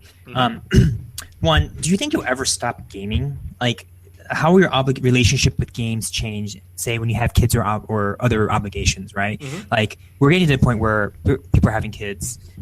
I've stopped playing games. I have a solution, but I'm curious to see, like, how your relationship with games will change when you get older yourself. So someone actually asked me something similar on YouTube. They were asking me, hey, you said you've been playing fighting games since you were like 15. Do you have time for other games too? And the answer to that was, like, I used to, and now I don't. So I play fighting games, and then I play not all, but I play a lot of the, like, short indie games that, like, capital G Random gamers. access memory. Yeah. Like, the stuff that everyone gets mad about on Steam because it's 2 hours. I'm like, shit, yeah, it's only 2 hours. Sign me up. $50 doesn't matter. Yeah. Right. The time is more expensive to me than money. Yep. So, and I play games with Irene too. Like, last night she was playing Destiny, and then I was playing Street Fighter V. So, like, God damn it! I know, right? She's perfect. You lucky son of a bitch. Yep. Oh my god. But, like, so the answer is at least in part no, right? Like, I work in games, so I can't. But I do think, like, I was thinking though that, like, when I'm thinking about, like, the prospect of possibly having kids one day, like, maybe we'll do a thing, right? Maybe we won't. I don't know how that will play out. But I don't need to have kids in my life. And I realized that between teaching martial arts and making video games, I would actually have a lot more influence in someone's life, or, like, in the aggregate, I'd influence a lot more people, kids and adults, than I would raising two people, right? Gotcha. But I also thought about this last night. I was like, there's some people who started flossing because they read my post about how I started flossing. That's pretty cool. It means that every day for 2 minutes, someone is doing something to better themselves because I suggested it, which is pretty profound. Like, if they floss for the rest of their life, that's cumulative hours every year that they're spending because of me. So I think there's a lot of different ways to think about, like, the kind of shit that I do, especially, like, the older I get and the more I think about, like, how can I help other people, right? How can I pass this on to future generations or whatever? Like, I think games are a part of that, right? I might be teaching people how to play fighting games for a long time. Cool. That person will floss, will smile, will tip one girl over. It's going to cause them to get married and have kids, and they'll be the start of that. Yeah, I know. I have a theory, and I wish I had the time to do the research, but I think it's called the MGS4 threshold, or Metal Gear Solid threshold, where that is the perfect amount of time for depth and story and not take over your life. Wait, how long was Metal Gear Solid 4? That was really long, wasn't it? No, well, it was long because there's nothing for fucking cutscenes. Okay. But MGS 4 was only asked to Twitch people 18, 20 hours. Three was my sweet spot at, like, I think once you get good at it, like, I beat it the first time it took 11. I beat it the second time it took like 7 or 8. Yeah, like, to me that was 10 hours. Yeah.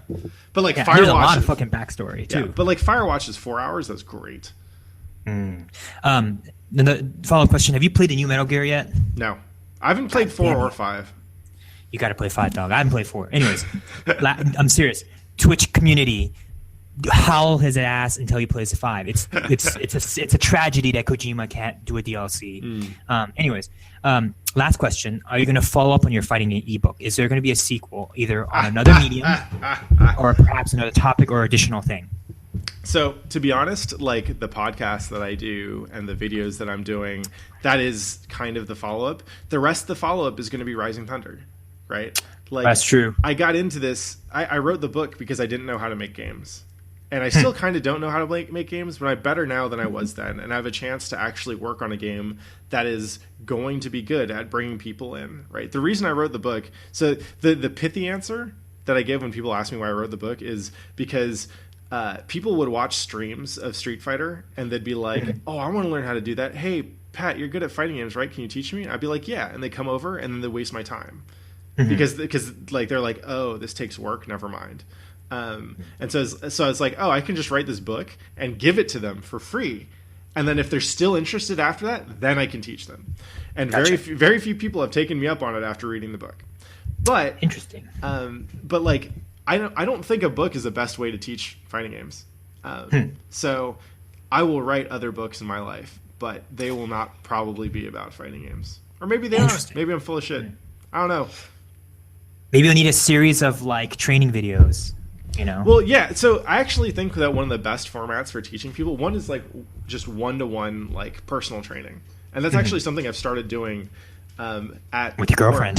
Well, yes, and with Irene. Yes. But like I started teaching a class on Rising Thunder to the people who make Rising Thunder, just so that they know like how the game works, right? Like from the point of view of someone who wants to play it seriously, right? So I want them to be able to empathize with our players. Gotcha. So like, and you know, I do like one-on-one training sessions too. I think a book is not a great way to learn stuff, but there's actually a really good Killer Instinct guide out made by this guy named Infil for the new KI, which is written with a bunch of animated GIFs, basically. And that's a great way to teach stuff. Have you ever, was that before or after your book, by the way? It was after. But like, you know Jack Slack, the MMA writer?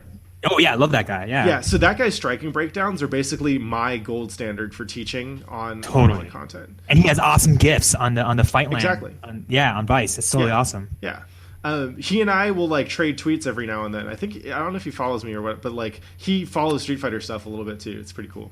So you're saying you're the Jack Black of Street Fighter? Slack.